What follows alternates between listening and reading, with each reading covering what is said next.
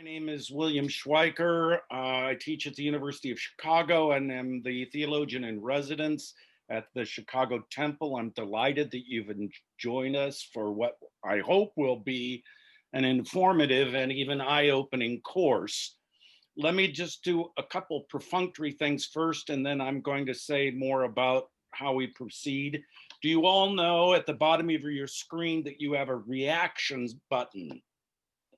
If you click that, you'll see you can raise your hand. If you want to speak, please raise your hand with the little tab. To make it go down, it will say lower hand, and you click that, okay? So we go up, and we go down, okay? Second of all, we might in some sessions go to breakout rooms. This will divide the class up into about 6 people per screen. Sophia and I will be working that. That will give you a chance to discuss together in a smaller group. Third, you've heard that we are recording this, which is important. And fourth, if I get rather passionate about what I teach and talk about and can speak rather fast, if I'm going too fast, you can also go to the reaction button and you will see, I think, a slow down tab or raise your hand, okay? So those should be the procedures. We will take regular breaks. Zooming can be exhausting. So I hope that we'll be taking breaks about every 15 minutes, 10, 15 minutes. We'll see how much we get through today. I hope we get through my whole spiel. I'll be talking today more than usual because there are certain things we have to say to get everyone on the same page, okay? And if this gets a little abstract at points, please let me know. Mary Clark seems to have trouble. Do you see that?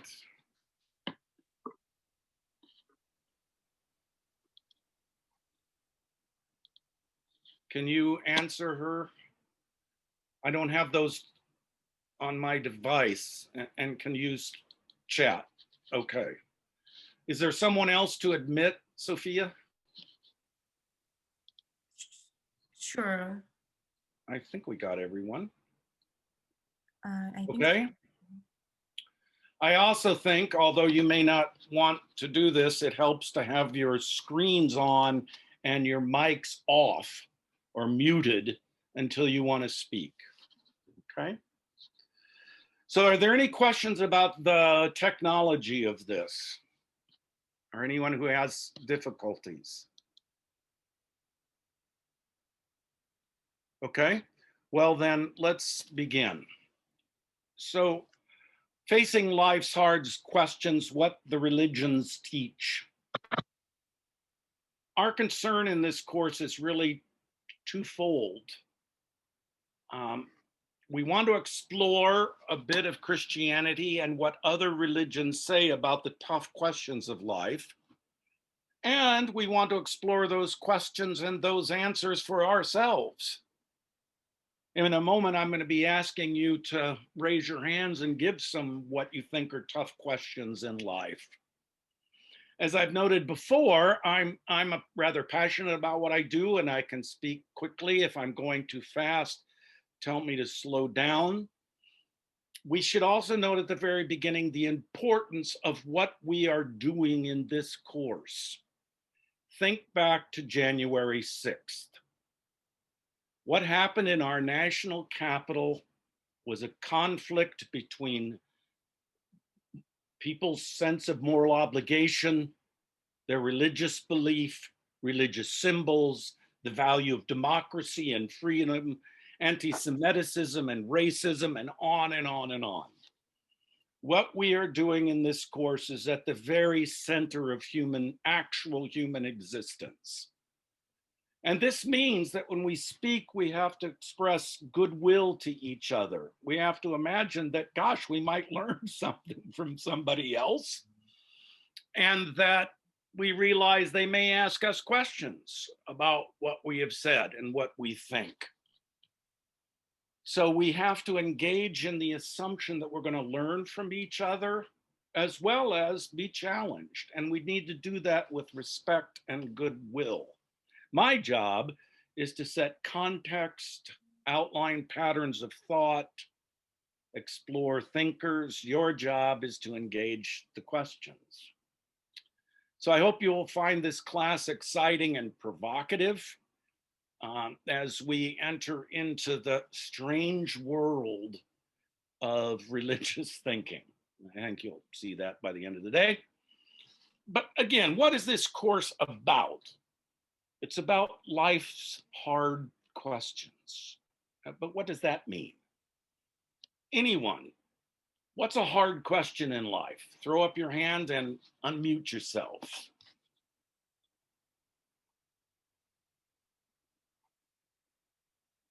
Peg. Jan, Peg.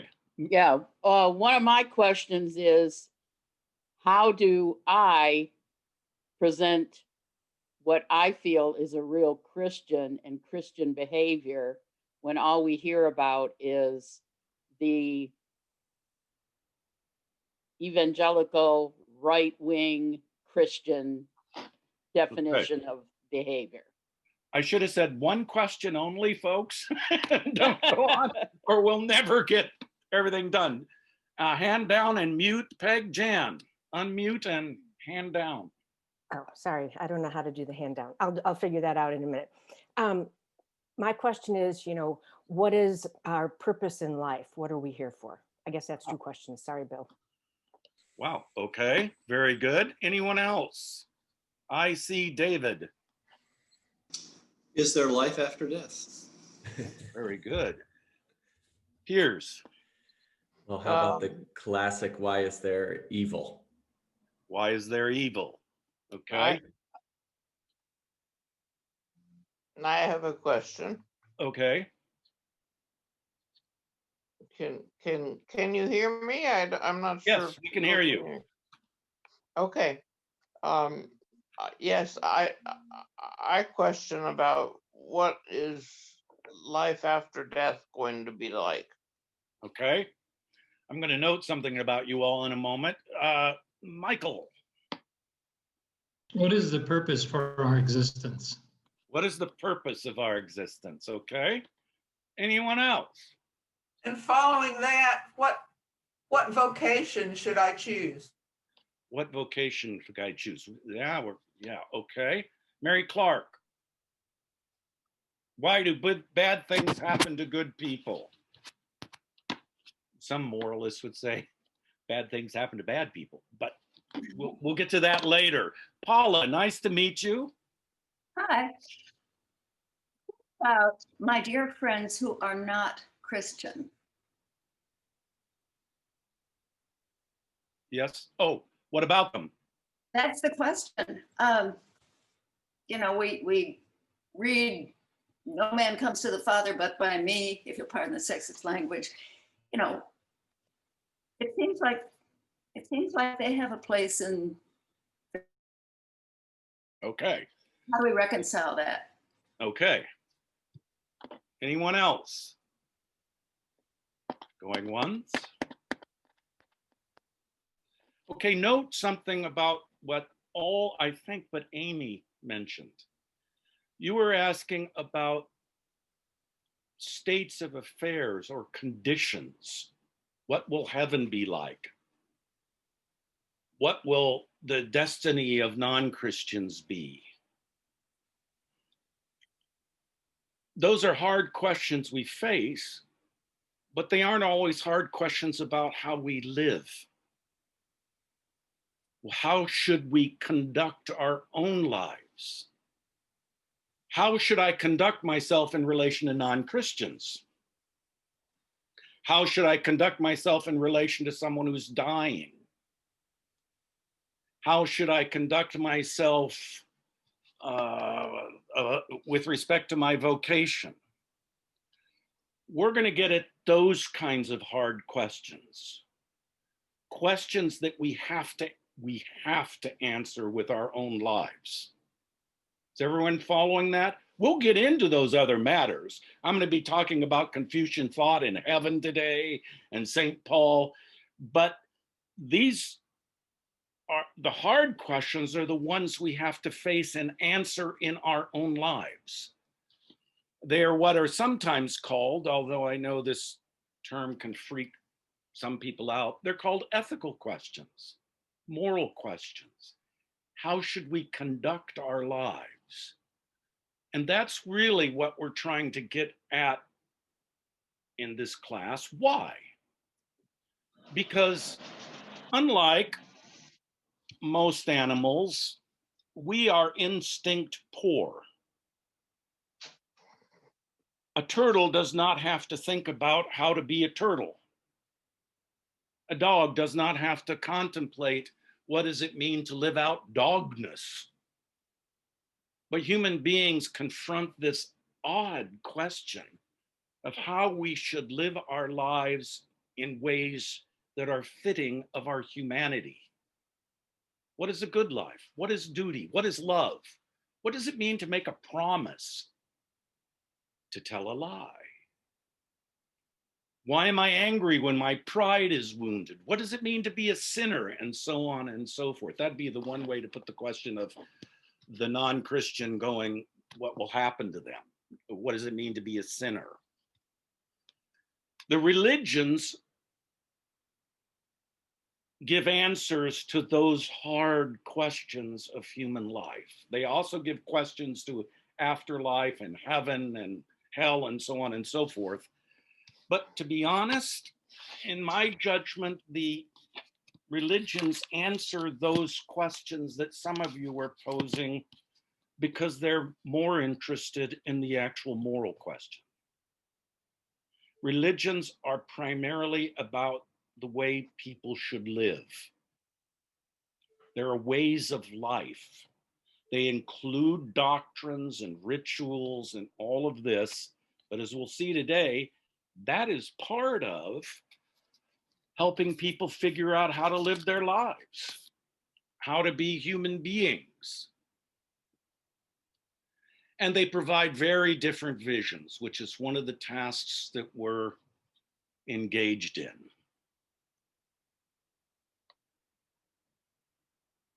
And this can lead to conflict among people.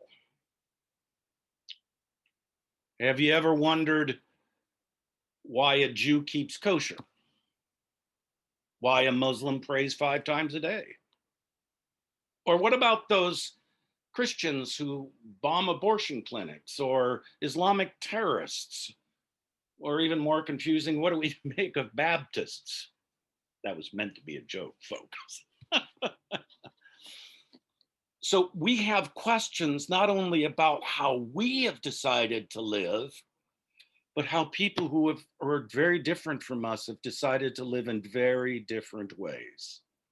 And again, that is what happened at the Capitol on January 6th. I don't think there were very many metaphysical debates about the structure of heaven and hell. There were deeper debates about, well, you should live this way. This is what real freedom means. Don't you understand that? Now, I would like us to go around. I hope you found this clear about why I want to refocus our questions a little bit. We'll get at your questions about afterlife, about vocation and so on, but it will be within the really hard question of how should we conduct our lives? You know, take a really hard question about conducting your lives that I know Reverend McCoy and Reverend Sophie will love. How much should I pledge? Right? So let's go around.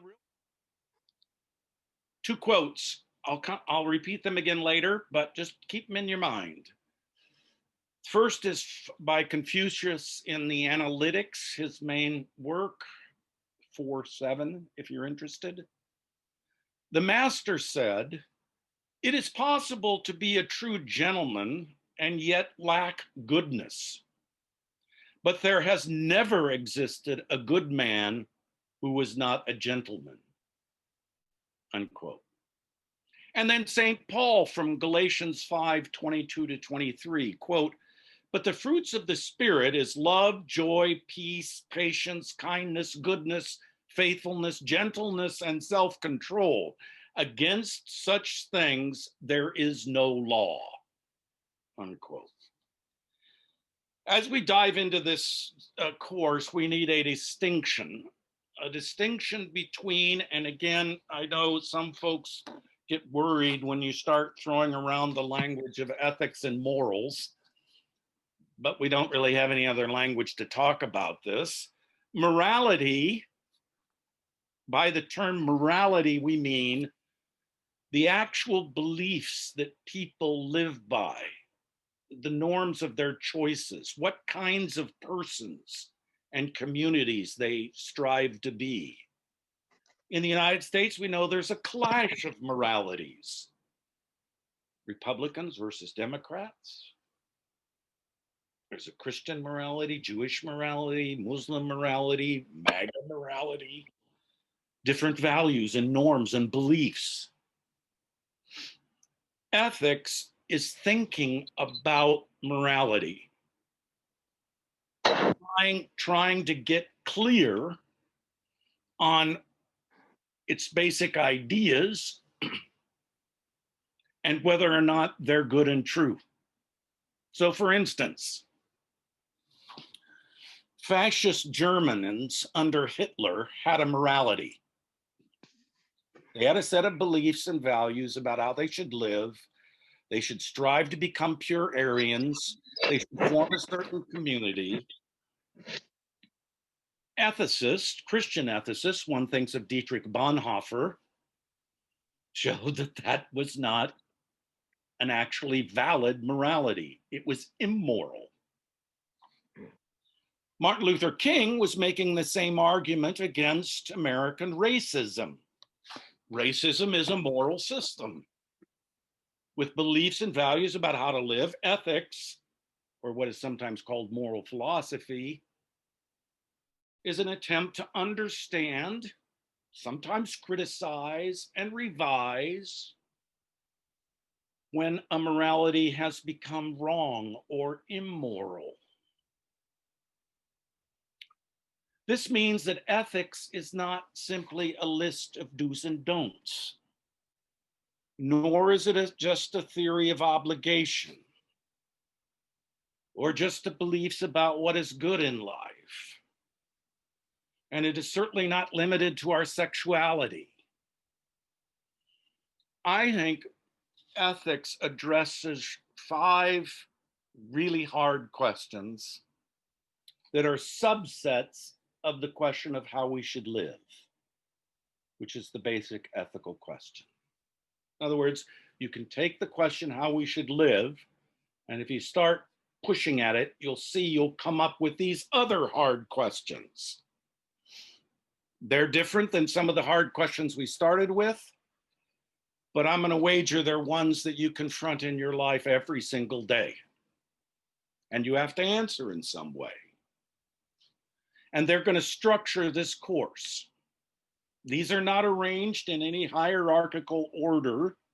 You don't tick them off. They're deeply intertwined. We'll see how that's the case in just a moment. What are these 5 questions? Well, the first one is, what is going on? That is, if we face a situation where we have to make a decision, we have to try to figure out what in the world is going on such that we know what is possible and not possible. We're going to see in a little bit that that gets more complicated when you push on it a little bit. But every moral question, every form of ethical reflection on morality has to answer what we're calling the descriptive question. What's going on? Second, the one that confronts us most obviously, what ought I to do in this situation? Or what kind of person should I be?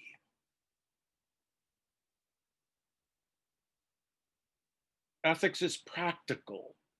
It's about actual life. It's also interpretive or descriptive, my first point. Third question, what are the norms and values we ought to live by? If I'm facing a situation where I'm confronted by my employer to either sign on to something I know is lying or lose my job, what is the norm that should direct my decision about what to do? So ethical reflection is descriptive, it's practical, it's normative. Fourth question, and some of you actually were hitting on this when you brought your own questions up, including those about afterlife. The fourth question is, what does it mean for me to be a moral creature, an agent? Think about that.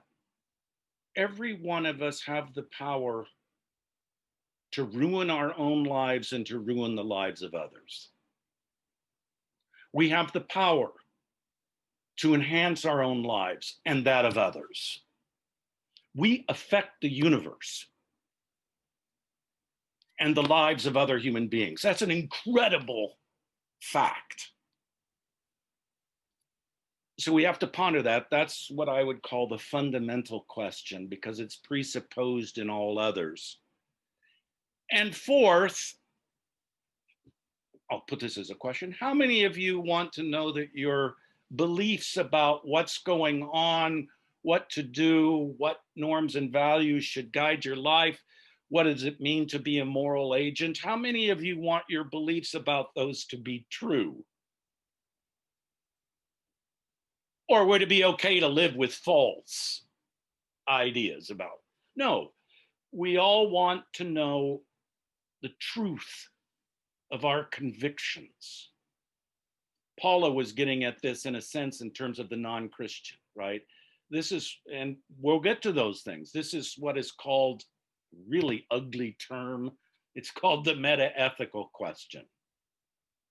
So in ethics, we're concerned with interpreting what's going on, making practical decisions, having clarity about the norms and values that guide our lives, get some sense about how our lives relate to our existence as agents, and be able to give some account of the truth of our lives.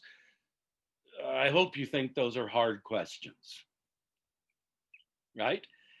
Seemingly very simple, what is going on? But we know they're not simple, because this last week, January the 6th, was described in the following terms. It was a riot. No. It was a protest. No. It was sedition. No. It was treason. There was no agreement on the interpretation of what was going on.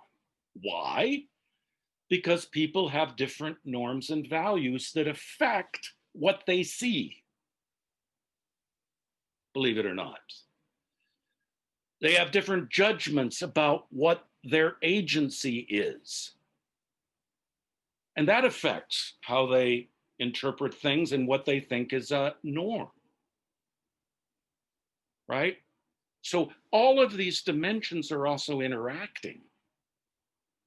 It's what makes ethical reflection really complex. Now, as I said in the advertisement, there are no readings for this course, even though it's modeled on a recent book of mine called Religious Ethics, Meaning and Method.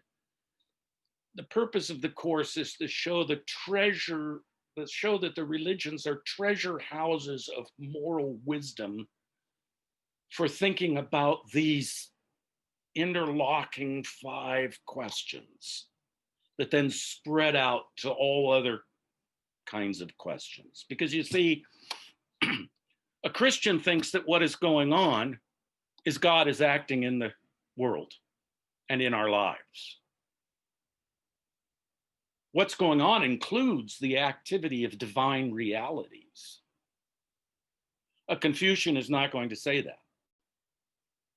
So what is going on includes potentially different realms, a different cosmology.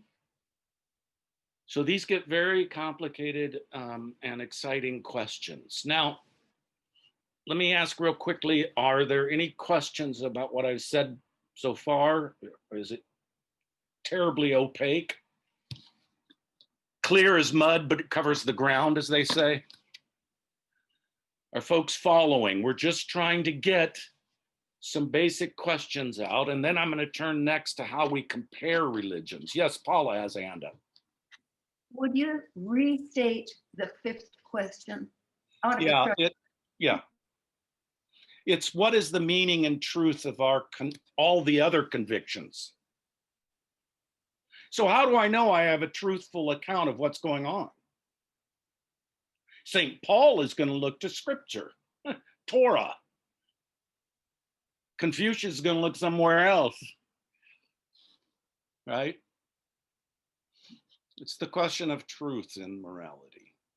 Now, I'm terribly mindful of the time. Do you mind if we go on and a while young yet and then take a break, or are people exhausted? No? Okay. You're fine. Okay. So we're dipping our toes today. We're starting to dip our toes into religious traditions. And we're trying to compare them. But are they really comparable? Today, we're going to try to compare them around the descriptive dimension. And one of the odd things about religion, this is where religion, in my judgment, is much more complex than philosophy, is that the religions like to hold things in tension. Let's go back to our quotes we began with. The master said, "It is possible to be a true gentleman and yet lack goodness. But there's never existed a good man who was not a gentleman." So there's a tension between being a good person and being a gentleman. And Confucius wants to explore that tension rather than simply saying all gentlemen are good or all good. You see what I'm saying? Or take St. Paul. The fruits of the Spirit are love, joy, peace, patience, kindness, goodness, on and on. Against such things, there is no law. Now, wait a minute. He's a Jew. Law has to relate to these other. So how do we understand the tension between law and the fruits of the Spirit? He's exploring that tension. We'll see how he addresses it in a few minutes. Let's stay with Master Kong for a moment, or Confucius, as we call him, and the tension between a good man and a gentleman. He lived 551 to 479 BCE. That means before the Christian era, before Christ. In order to be noble-minded, according to him, one had to abide by certain rituals, perform them rightly, in the right circumstances, and under heaven. There might be a gentleman who lacks goodness, he taught, but the good man will always be a gentleman who engages in proper ritual actions. Now notice here, there is a connection, I'm trying to explore it, between a transcendent good called heaven, under which we all exist, and the good man, through virtue, piety, and ritual practices. The connection between the good and the gentleman is one of the basic ideas of a Confucian ethic. Now, what does that mean? We have to start probing this tension between the gentleman and the good man. Now, the ideal person for Confucius is gentle in a profound sense. And few people actually attain that state, because it's a person who acts from an impersonal ego. It's not about themselves. It's about doing what is right, simply because it is right. You all, parentheses, you all undoubtedly heard the debates about whether Democrats should hold Trump accountable or whether that would divide the country more. You all heard those debates? Well, we shouldn't impeach Trump because that will divide the country. Democrats are saying, no, we should impeach Trump. Confucians say, yes, you should impeach Trump because you simply do what is right because it's right, not because of the consequences. Okay? Now, moral wisdom for Confucian thought depends on some other basic ideas. Is this making sense, folks? I'm hoping. Huh? One is filial piety and reverence. We exist in relations of families, and we owe reverence and piety to our elders. Furthermore, every human being has a moral sense, what is called yi, that can be cultivated in order so that you know what to do, you even feel what to do in a particular situation. So the Confucian response to what ought I to do is to cultivate yi, so that in a particular situation, you just feel what's the right thing to do. In fact, the good person acts in all cases for the sake of yi, doing the right thing again, simply because it's right. Yi is the proper disposition to act. So that's how they're answering that practical question. Now, the norm, if we go to the normative dimension, the norm and guide for the moral life takes us into two other concepts. It's all of a sudden getting a little complicated, isn't it, folks? Because they're given a whole view of life here. And we're doing this from just one line out of the analytics. This is why religions generate millennia of commentary on their sacred texts. Non-sacred texts tend to not bear that much commentary.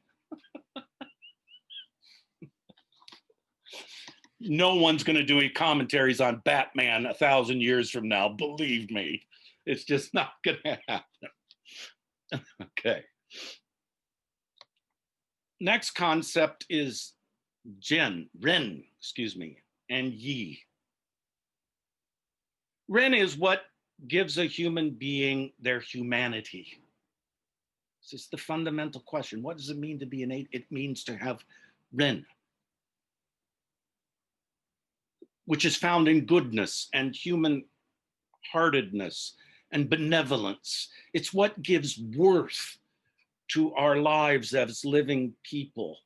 And a person of ren will sacrifice their life rather than give up that dignity. This means that there's a natural perfectibility to human beings. We can make ourselves better, right, by following yi in specific situations, doing what is right simply because it's right, engaging in the ritual practices in the proper way. We can perfect ourselves. And in a deep sense, ren is the guide or the ultimate value in the moral life. You should always act according to your dignity. That is really the supreme principle of Confucian life. And I should note, folks, some of you may know these religious traditions better than I do. And if I start mucking it up, please let me know. Okay? Piers has a hand up. Well, I just had a question kind of along those lines. Um, when I tend to think of Confucianism or like Taoism, I think of it in more of philosophical framework than as a religious framework. We'll come to that. Yeah, so I think that's just sort of where my head's been at. Right. Since we've, very good, Piers. Does everyone hear the point?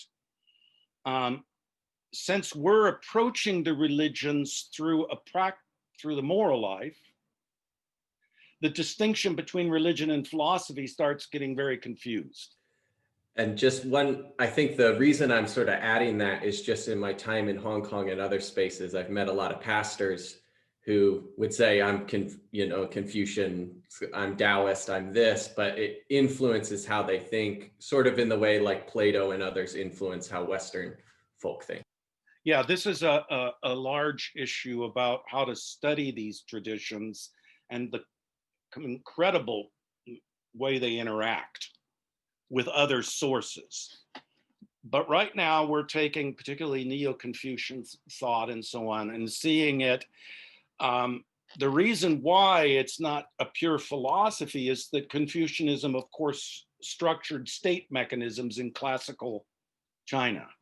So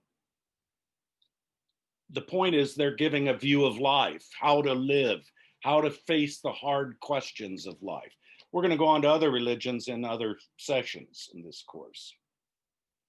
So where was I at? Okay, Ren. The next concept is Li, which is in both personal and social life. This is the idea that denotes gain, order, propriety is very important. This is why Confucian thought the gentleman must do the right act in the proper way with propriety and order. And in personal life, this has to do with guiding human relationships and rules of right action. It's also found in social life. How so? Well, for this mode of thought, there are 5 basic relations that structure human thought. Again, I hope I'm not going too fast, folks. If I am, please let me know. What are those 5 relations? Father and son, marked by love and reverence. Elder and younger brothers, characterized by gentleness and respect. Husband and wife in relations of goodness and, I know the wives are going to object when I say this, but the husband is supposed to listen. So goodness and listening. Older and younger friends in a relationship of consideration and deference. The relation of ruler and subject with respect to benevolence and loyalty. So Li really means positive action in these relations, as well as abstaining from actions that would violate the relations. It can almost be seen as a form of the golden rule, do unto others as you'd have done unto you, in relations of different degrees of power. And you should note, you're in more than one of those relationships. You might be a ruler and yet also a son and a husband. You might be an older brother and a father and a political subject. So we have a very complex picture of the relationships within which human life takes place and the values that should guide how one is interacting. 2 other elements of Li within personal relations are truth-telling and the doctrine of the mean, or doctrine of a mean, which is the proper term is the rectification of names. The point here is that the good life, how to live, is to respect Ren, by living rightly within complex sets of relations, guided by Li, and avoiding extremes. But notice, there is no real distinction between the good of heaven and the conduct of life, between what we would normally think of as religious and normally think of as morality or philosophical, as Pierce put it. This is why Confucianism is sometimes seen as a form of humanism and not a religion, okay? I should note, parenthetically, folks, that no religion on this planet calls themselves a religion. Christians early on called themselves being in the way. A Muslim, it's submission to Allah. For a Jew, it's being part of Israel. The term religion is a Latin term, which scholars then apply to these things, these human civilizational forces. Likewise, none of the religions use the term ethics, because that's a Greek term for a philosophical pursuit. So scholars like myself and many others use it as a shorthand way to get at what a Muslim would call jurisprudence, what a Christian would think of as the discernment of spirits. So we have to realize we're using scholarly terms to get at and compare these incredibly complex human cultural phenomena we call the religions. Now, do we need a break? Before I turn to St. Paul. I need some help, folks. Do you want a break or do you want to plunge on? I need a break, bio break. Okay. And I really need to know if I'm making sense to you all, or just going too fast and too quick and too, because we're trying to talk about our lives and the way religion informs our lives. We're going to turn to St. Paul next, and that'll be closer to where we all live. So let's take 2-3 minutes and then come back, okay? Sound good? Good. Do that. Thanks, Pierce. That was a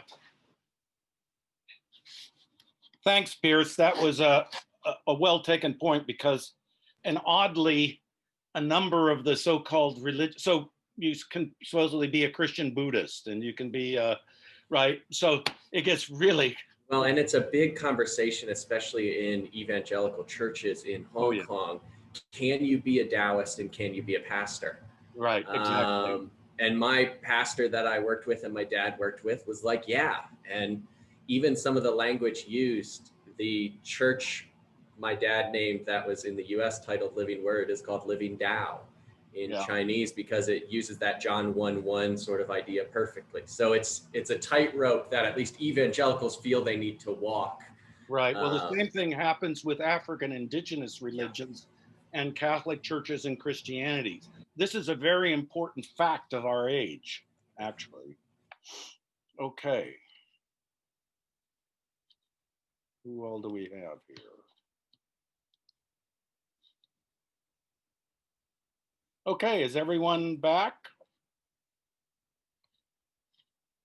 I want to assure you all that I realize this is very complicated and a lot of stuff coming fast in our first meeting.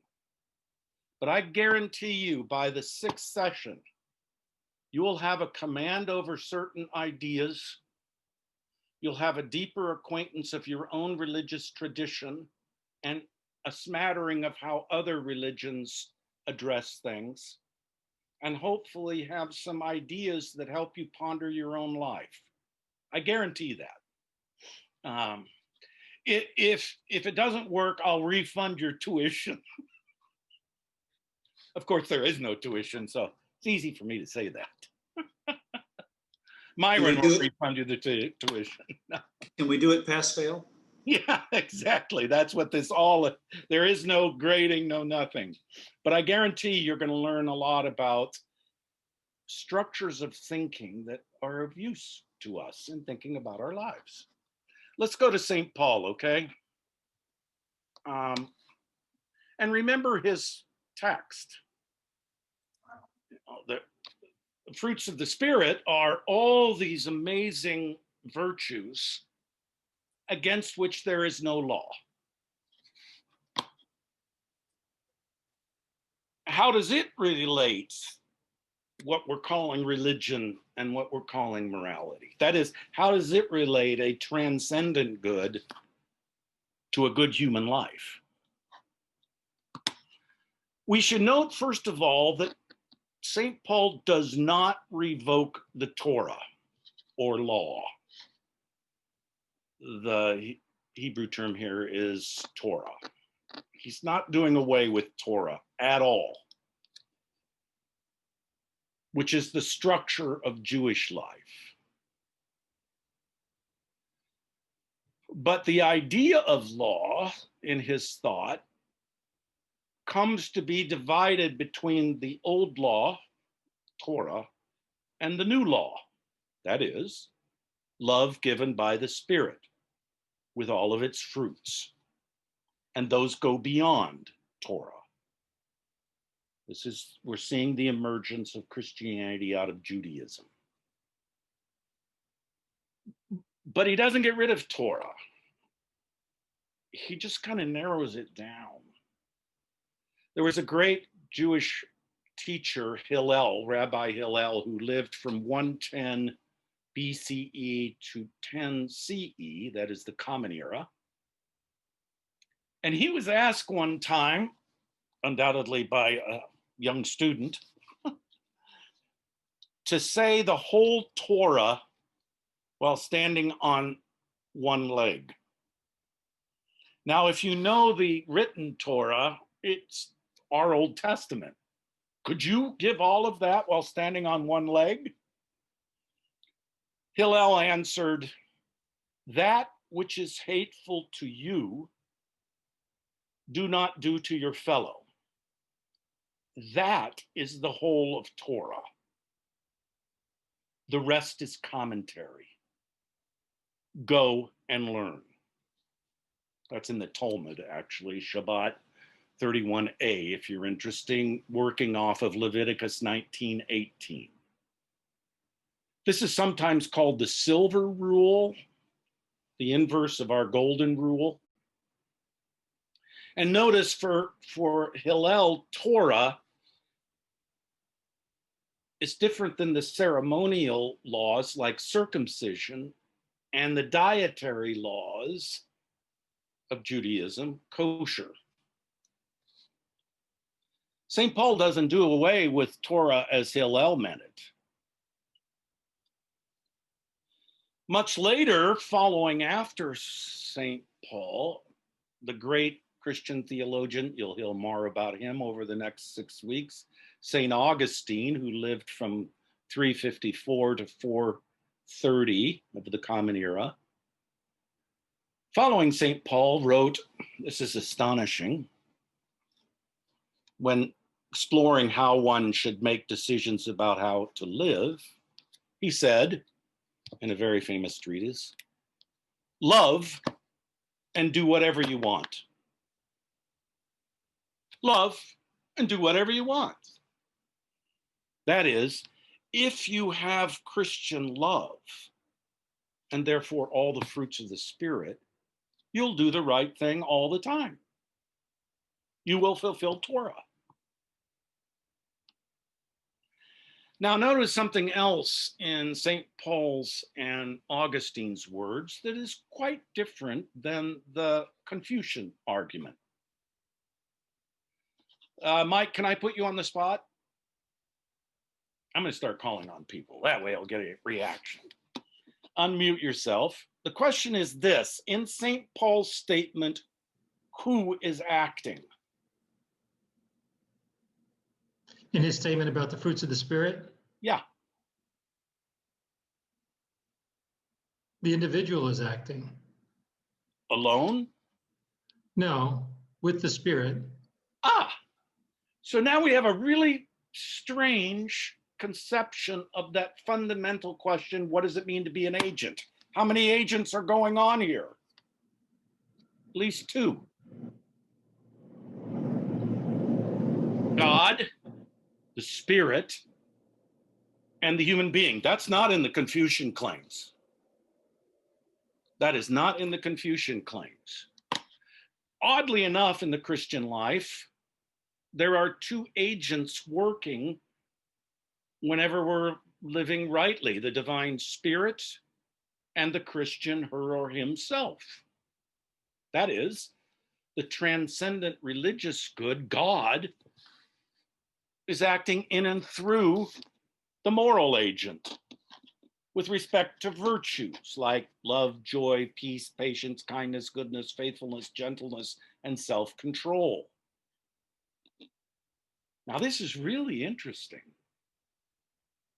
St. Paul thinks that when you're doing a good thing, when you're experiencing joy or love, it's not just you that's acting. That's why you shouldn't take pride in oneself. Much later, starting with St. Augustine, we'll come back to him, the whole notion of virtues is developed more completely, and a distinction is made between what are called the cardinal virtues, prudence, justice, fortitude, and temperance, and the theological virtues, faith, hope, and love. See 1 Corinthians 13. So this means that for St. Paul, Christians living by the Spirit are free from Jewish dietary and ceremonial laws. You don't have to be circumcised to be a Christian. You don't have to follow kosher. Christians are free with respect to what he called adiaphora, things that are indifferent. Unless, and now we got a rule, unless you eating something that violates the conscience of others in the church, if it does, you shouldn't eat it. He calls those others the weak, unfortunately. Okay, Michael, we'll see you. I think we're going to have someone else who has to drop as well. Pierce, okay. So bye, you guys. We'll see you next time. I hope. I may be alone here with Sophia next time, but hopefully some of you will return. Let me quote Romans 14, 20 to 21 to get at this point that, you don't have complete freedom to do everything, because you have to take seriously the lives of those in the community who might be offended by your actions. And so he writes in Romans 14, 20 and 21, do not, for the sake of food, destroy the work of God. Everything is indeed clean, but it is wrong for you to make others fall by what you eat. It is good not to eat meat or to drink wine or to do anything that makes your brother or sister stumble. So now things are getting more complicated. As soon as we put this Christian with all the fruits of the Spirit in a community, you have to respect the conscience of others in the community.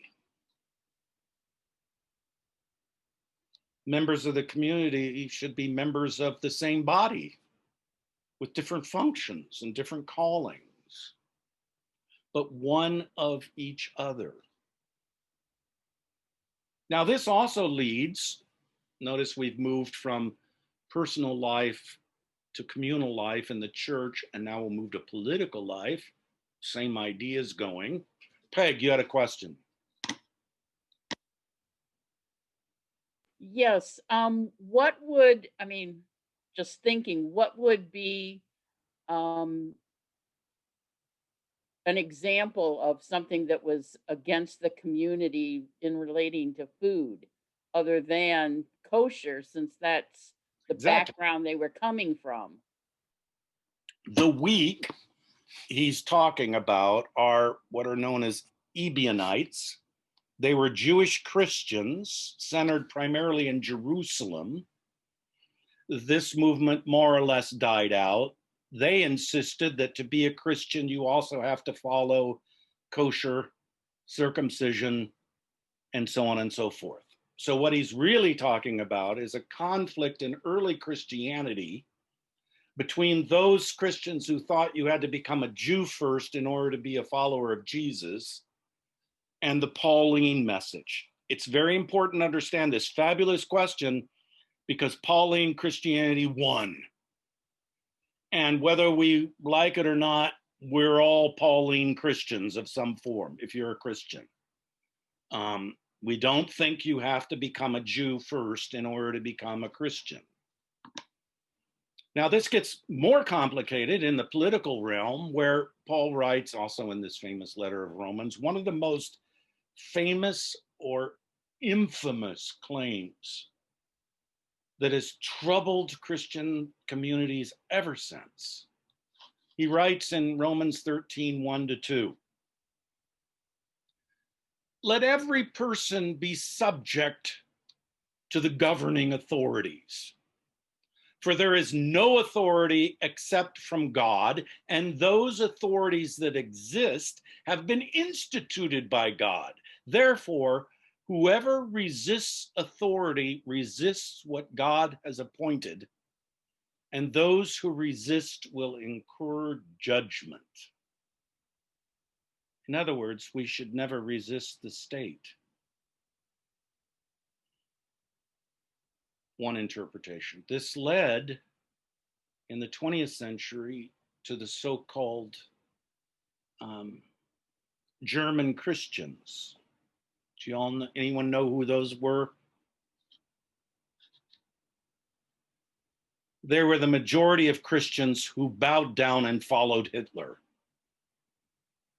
Why? Because St. Paul had clearly written, all authority is established by God.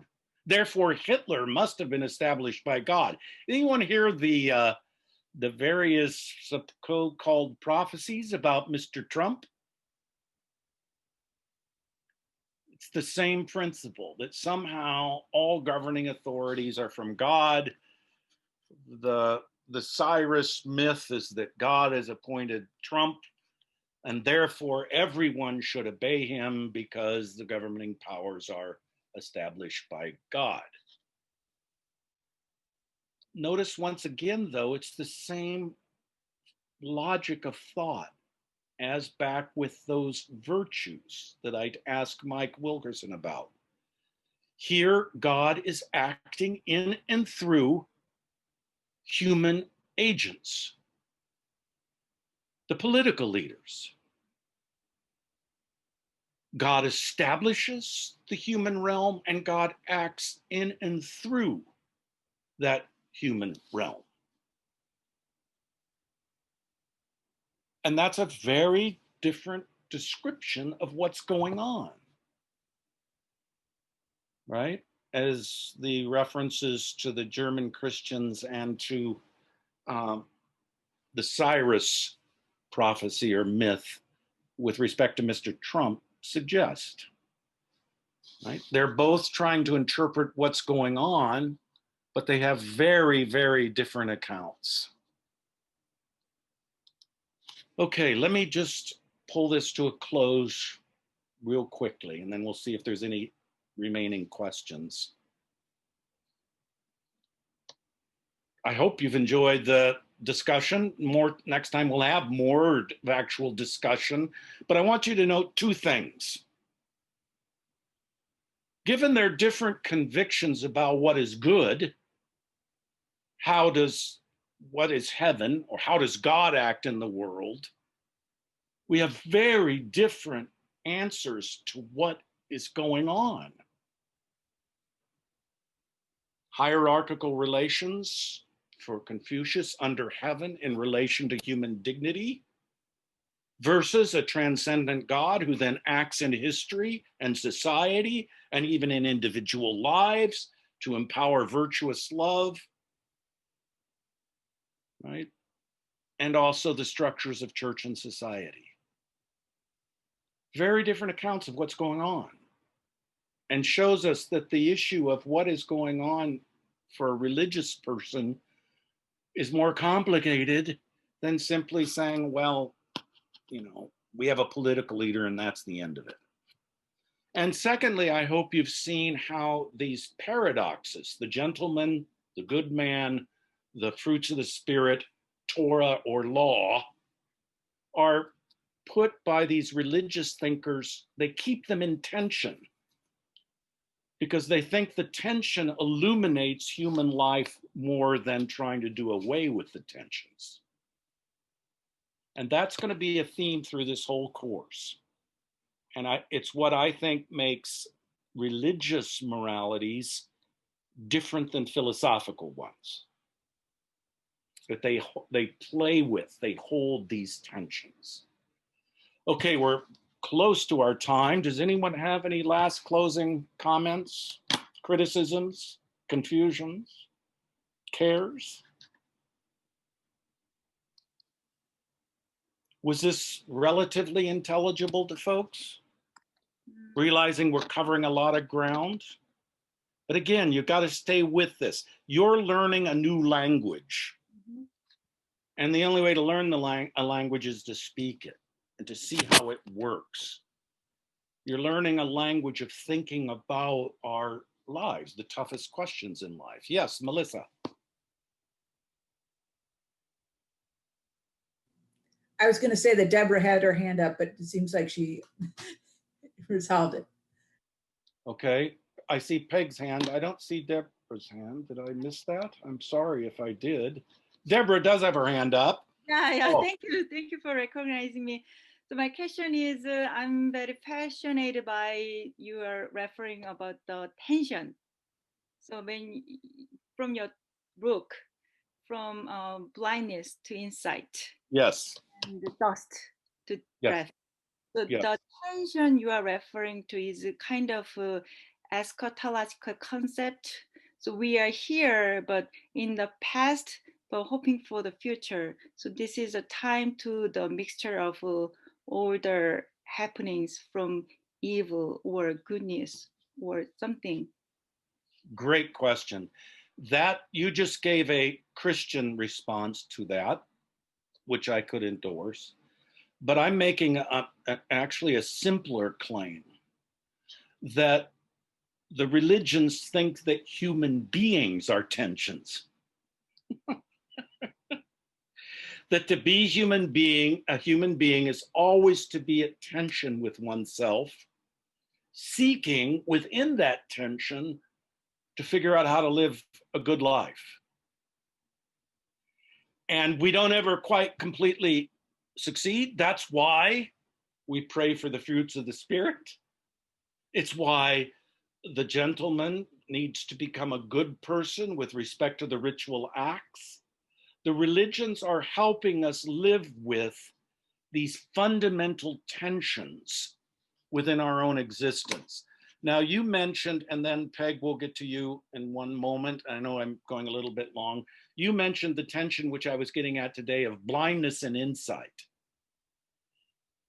Well, just think about that. How often have we done something or had a relationship and we just go, how could I have possibly missed this? Whereas someone else observing, well, of course, it's going. This is what's going on, right? There's the figure of the blind wise person in many literatures around the world. You know, Oedipus doesn't understand what's going on till his eyes are gorged out. So, and I think that's a very religious play, by the way. So I think the religions think that we are the tensions. Okay? And I'm merely going through these 5 because I think they're ways to understand the tensive character of being human. Okay, Peg? And I realize people might need to go to the service that's coming up. If you need to go, please go. We can carry on for a few more minutes. Peg. And Could then you just give the reference in about the political? Romans 13, 1-2. It is the most. Thank you. Whenever you see someone reference that, start paying attention. Dean. The concept of vengeance and retribution versus Christian tenets of forgiveness and humility. Seems like a discussion that's going on now with both the impeachment. Yeah, you're talking about questions of retribution. Correct. How should a Christian approach that? Okay. First of all, we would need to have a distinction between retribution and punishment. Retribution could be seen as a form of revenge. Christians are not to engage in revengeful or retributive action, but that doesn't mean there might not be appropriate Christian forms of punishment. Folks, we're in an ethics. I'm going to let my opinions out. You don't have to agree with them, but I don't know how else to proceed. And we all have to do that and be really respectful of each other. I think the fact that the Trump administration has executed people on the last few days of its administration is pure retributive and revengeful action. Now, I actually think that there is a place for capital punishment, for justifiable warfare, and for abortion. I think it is possible to have a Christian, an ethical argument for taking life. Okay? Life itself is not sacred. But there's a difference between punishment and revenge and retribution.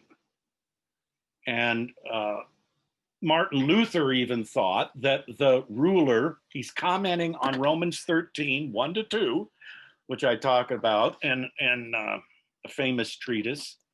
He says that the Christian prince should execute the murderer, but out of love. That sounds bizarre to us.